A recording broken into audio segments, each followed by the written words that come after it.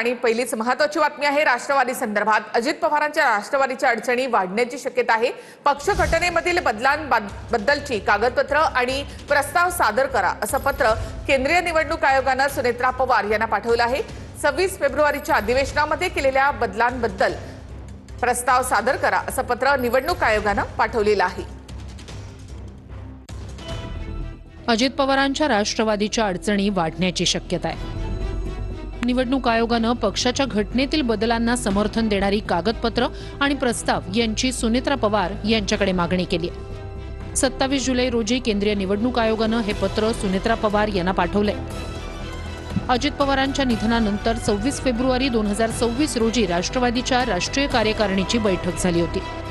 26 फेब्रुवारीच्या राष्ट्रीय अधिवेशनाच्या ठरावात केवळ कलम 18(1) मधील दुरुस्तीचा उल्लेख आहे। पक्षाने कलम 6, 7, 12, 32 आणि 36 मध्येही बदल केलेत। या बदलांना मान्यता देणारे प्रस्ताव आयोगाला प्राप्त झालेले नाही। या दुरुस्त्यांच्या समर्थनार्थ पक्षाकडून वैध कागदपत्र आणि प्रस्ताव निवडणूक आयोगाकडे सादर करावे असं पत्र निवडणूक आयोगाने सुनेत्रा पवार यांना लिहिलंय।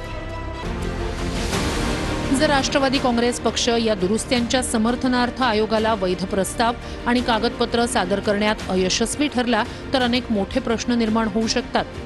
पक्षाची सध्याची राष्ट्रीय कार्यकारिणी वैध आहे का? राष्ट्रीय पदाधिकाऱ्यांच्या नेमणुका नियमांनुसार करण्यात आल्या होत्या का? सुधारित घटनेच्या आधारावर घेतलेले संघटनात्मक निर्णय कायदेशीर दृष्ट्या योग्य आहेत का? राष्ट्रीय अध्यक्ष म्हणून सुनेत्रा पवार यांच्या कायदेशीर दर्जावर आणि त्यांनी केलेल्या संघटनात्मक नियुक्त्यांवरच प्रश्नचिन्ह निर्माण होऊ शकतं।